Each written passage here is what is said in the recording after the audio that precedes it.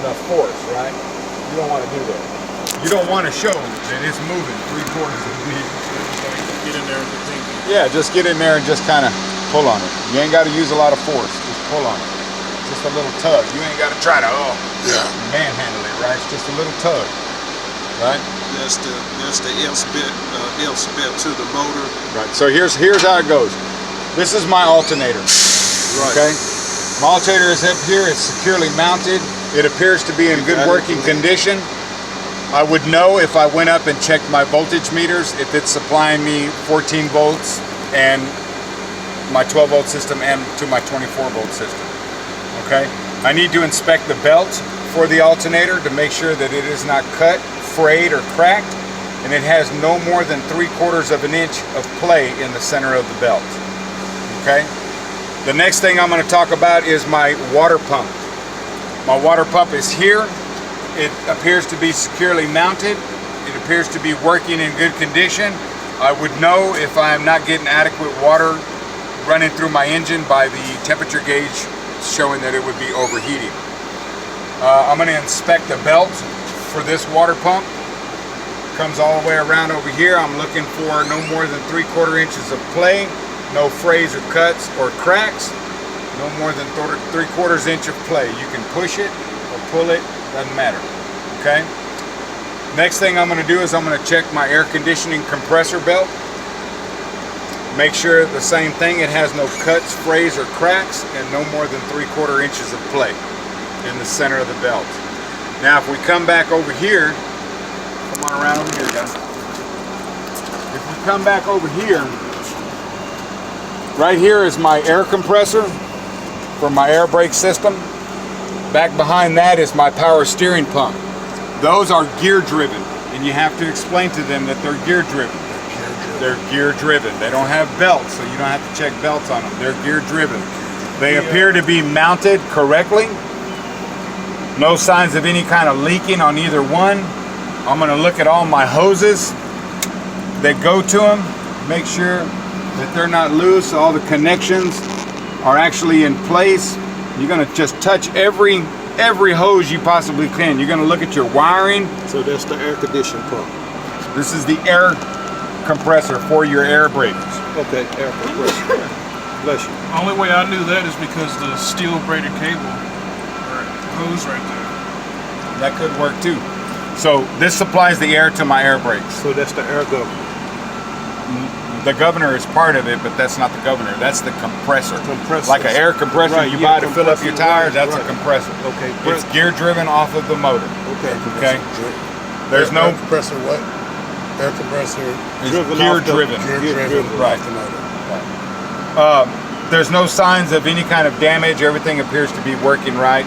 All my hoses, everything that's connected to any part of my engine, I'm checking to make sure secure. that there's no cracks, no frayed wires or anything like that. All the mountings and hose clamps are all in place, no missing hardware. Okay? So, as I step back, I can see that here is my motor mounts. I have 2 here, then I have 2 more in the back portion. I'm looking at those to make sure that they're not damaged or missing any hardware. My H-frame is here on both sides. It Where's goes the towards the H-frame? back. This whole beam right here that runs all along through there is Okay. part of your H-frame. I'm making sure that that's secure. It's not cracked, bent, or welded. All the hardware is in place. Okay? So, once I step back here, like once again, I need to inspect all my wiring, make sure I have no shortings, no frayed wires, no exposed wires, anything like that, right? Everything looks good there. Now we're going to talk about where I fill up my oil. So this is where I would fill up my oil. This is where I would check my oil. So I'm going to pull this dipstick out. I got to pull it all the way out. Let me have that paper towel you got there. You're going to pull it all the way out. You're going to wipe it clean. Then you're going to reinsert it. And this is all done with the engine off. Yes. Yeah, but then always with the Always with the engine off. And then I am showing that I do have adequate oil. Okay, so you got to remember where the oil fill line is. So I got adequate oil in there. Now I'm going to check my transmission fluid to make sure I got adequate transmission fluid. And that is up here. This is also where I would fill my transmission fluid. So I'm going to twist that out. This one is actually pretty darn long. Yeah. So we're going to go like this, come back here like this, grab it like that, pull it out. We're going to wipe it clean. Make sure we know where our fill line is. We're going to reinsert it. This can be checked with the engine off, not like your car. Your car engine has to be running. I'll put it back in and then pull it back out and check to make sure that I am at adequate levels, which I am at adequate levels.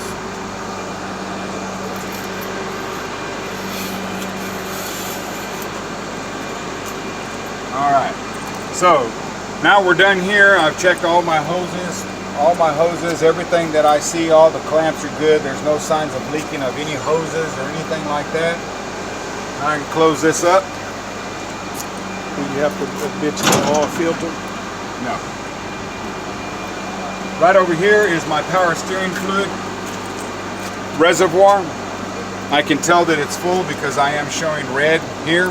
It's a sight glass. If it was low, you wouldn't see any red here. This is the fill cap for it. This is where I would add fluid to it if I needed to. This is my radiator. I'm making sure that it is not showing any signs of damage and it is not leaking. All my radiator hoses and clamps are all in place, intact. No signs of cracking on the rubber. Any kind of fraying, crack, rips, tears, cuts, anything like that. Everything appears to be working good. All my mounts for it are all right. All the way through. All right. Right up here is my exhaust pipe. I'm making sure that all my protective covering is in place. It's not ripped, torn, cut. All of my mounting materials here to secure my pieces of my muffler are intact. They're not loose, missing any hardware. There's no cracks and no visible sign of soot. So that tells me that my system is actually good, it's intact, and it's not leaking. This right here comes up here to the tailpipe. And also there, I'm looking to make sure it's there, it's not damaged. And there's no visible signs of soot built up, which would indicate a problem. Okay? Do you have to commit to the radiator fan? It's in front of it? Yeah, yes. So as we're here, right, we're doing the engine compartment, okay?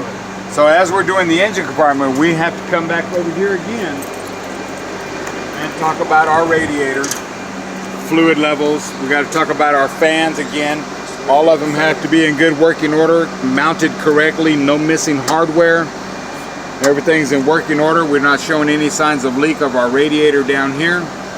If we were having a leak and we needed to fill it up, this is where our level is. It should be above the cold line or below the hot line, okay? If we needed to fill it, this is our fill cap, okay? Sight glass. Right, fill cap and sight glass, right. All right, so then we come around over here.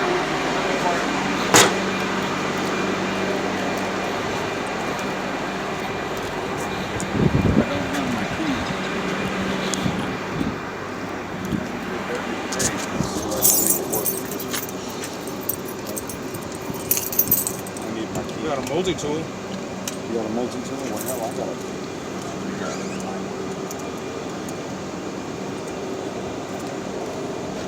What about your air work? filter? Let's see if this one. Not big enough. I don't think yours is going to work either. It has to be bigger than that.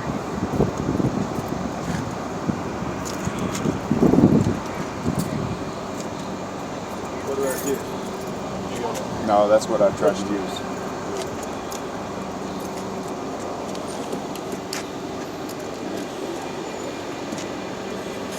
As we're trying to break into the bus. As we're trying to break into the bus. I have a key and you're going to have one with you when you go out Do there. you have to mention the air filter? No. No, you can. Right? If you see it, where's it at? Do you know where it is? Right here. Right, so this is the air filter. You can talk about it. That's not one of the things that they want you to talk about, though. Okay. So you all have a CDL book, right? Yeah. Go home and read your CDL book on everything that has to do with any kind of pre-trip inspection or any kind of engine compartment inspection or any kind of interior inspection. Wait, is it the Or same? Engine either, compartment. or either I thought Google the it. bus one was different. Or either Google it. A lot of the Well, stuff I is the did same. Google- I Some of Googled- I it have on my is thing, my phone. Different. That- Good the thing I Google part. remember most of it. Just Google it. Okay, Yeah.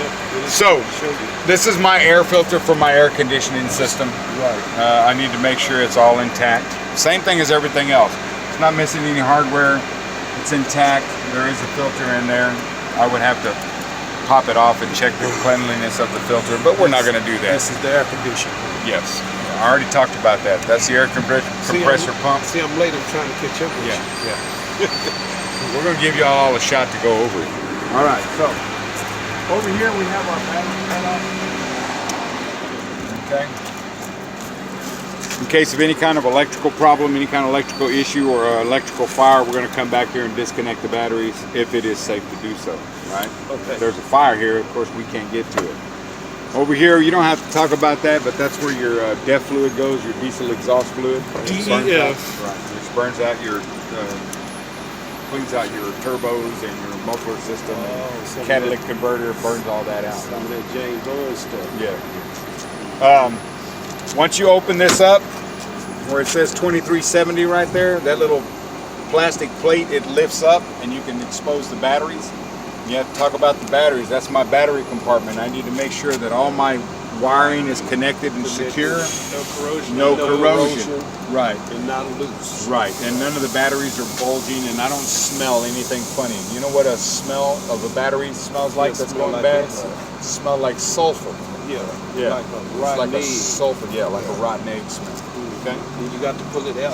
All right. So then on this side, you have the same thing, right, as the other side. You got your tires. Tires. You got both your tires, front and back, right? Yep. You got all your windows, except here you have the battery compartment and you also have the fuel door. So this is the door to my fuel. I'm going to make sure that my cap is on and secure. My gas tank is right back here. I want to make sure that it is securely mounted and it's not showing any signs of leaks and I don't smell any strong odors. Okay? So as you're doing this side of the bus, you want to make sure that your doors are open. So as your doors are open, you want to make sure that these are my clearance lights. They're working, they're white in color. Up above the door, you'll see two more that are white in color. You want to make sure that your doors are securely mounted and they're functioning correctly. Your handrails are securely mounted and the doorway is clear and free of obstruction and there's no kind of damage that would cause anybody to fall. Okay? All right. So then when we go around to the front, of course, you talk about the tire the same way as you do any other tire, right? Except the fronts have to have 4 30-seconds, the rear has to have 2 30-seconds, right? Talk about all your clearance lights. Right. Talk about all your clearance lights, all your windows. Make sure that they're free of obstruction, free of breaks, glass. They're all securely mounted, right? White chip. Front door, your front door will be open, same as your back door. You make sure that your doors are open when you're doing an inspection. Your lights will be on. These are your clearance lights. Right above here, you have two more that have to be on and working and white in color. Right. Your door is securely mounted. There's no missing hardware. It's working properly. My stanchions here, my handrails are secure. My doorway is secure, clear, no damage, no possibility of a trip or a fall from damage. Okay? Make sure you put your hands on the rail when you step. Exactly right, and then make sure that Always. right whenever you're getting on and off the bus, you better use these handrails. Or you gonna fail. Yep. Got to use them handrails. Trying to keep up with you. All right. Okay, so that pretty much covers the outside of the bus, with the exception of the steering and the brakes. We haven't talked about